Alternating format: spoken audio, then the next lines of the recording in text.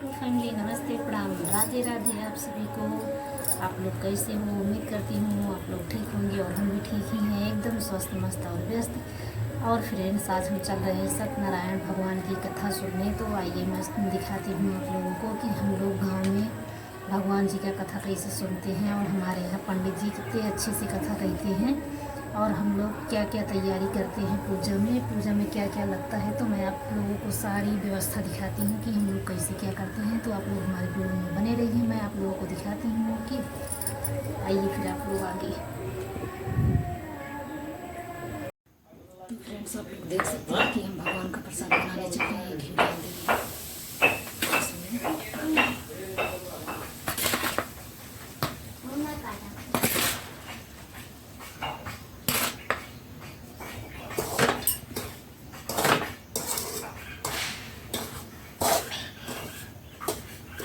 तो आप लोग देख सकते हैं ये है हमारी पंजीड़ी बनकर रेडी हो गई है।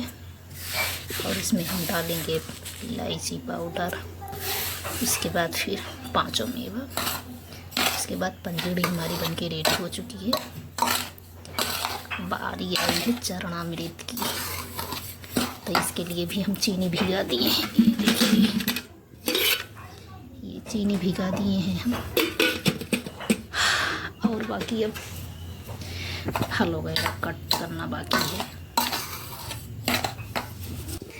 ये फल हम भी रख चुके हैं, ये भी रख चुके हैं। सब चल रहे हैं, मतलब प्रसाद वाला सामान सब इकट्ठा कर चुके हैं। अब बाकी है पूजा वाला सामान सारा इकट्ठा करें।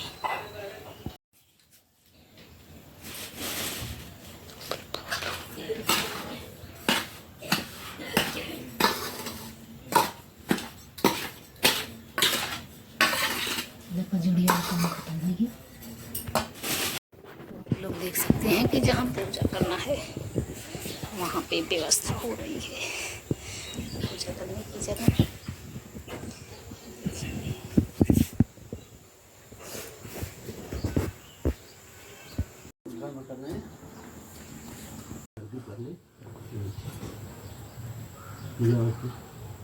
ये पैसे है ये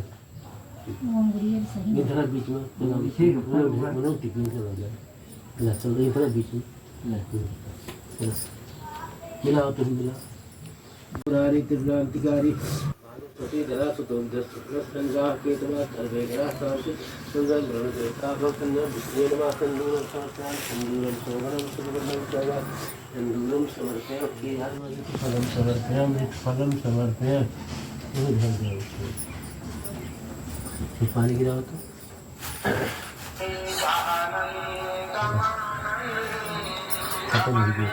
ऐसा करने से मनुष्य की अभिलाषा अवश्य पूर्ण होती है।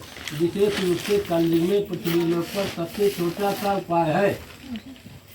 तृतीय स्कंद पुराणे रेवाखंडे श्री सत्यनारायण व्रत कथायाम प्रथमो अध्याय। प्रेम से बोलो मथुरा वृंदावन बिहारी लाल की जय।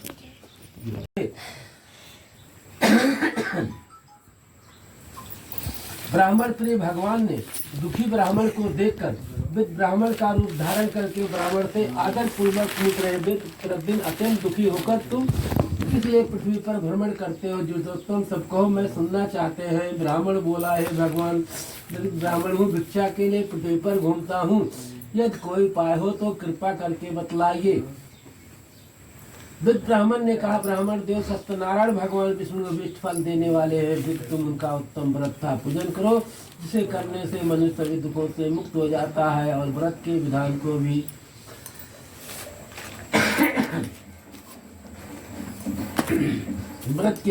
भी ब्राह्मण से यथपूर्वक कहकर विद ब्राह्मण रूपधारी भगवान सत्यनारायण वहीं पर अंतर ध्यान हो गए। विद ब्राह्मण ने जैसे कहा था व्रत को अच्छी प्रकार से वैसे करूँगा। या सोचते हुए ब्राह्मण को रात में नींद नहीं आई। प्रातः काल उठकर सत्यनारायण भगवान का व्रत करूँगा ऐसा संकल्प करके वह ब्राह्मण भिक्षा के लिए चल पड़ा। जिस दिन भी ब्राह्मण को भिक्षा में बहुत सा धन प्राप्त हुआ, उसी धन से अपने बंधुओं के साथ भगवान श्री सत्यनारायण स्वामी का व्रत किया। और इस व्रत के प्रभाव से वह श्रेष्ठ ब्राह्मण सभी दुखों से मुक्त होकर समस्त संपत्ति से संपन्न हो गया। उस दिन से लेकर प्रत्येक महीने उसने व्रत किया। इसी प्रकार भगवान सत्यनारायण के व्रत को करके श्रेष्ठ ब्राह्मण सभी पापों से मुक्त हो गया, दुर्लभ मोक्ष को प्राप्त किया। हे विप्र, पृथ्वी पर जब भी कोई मनुष्य श्री सत्यनारायण भगवान का व्रत करेगा उसी समय उसके समस्त दुख नष्ट हो जाएंगे। ब्राह्मणों, इसी प्रकार भगवान नारायण ने महात्मा नारद जी से जो कुछ कहा था मैं सब कुछ आप लोगों से कह दिया, और क्या कहूँ। ऋषियों ने कहा कि हे मुनि, इस पृथ्वी पर उस ब्राह्मण से सुने हुए इस व्रत को किसने किया था, ये सब कुछ सुनना चाहते हैं। उस व्रत पर हम लोग की श्रद्धा हो रही है।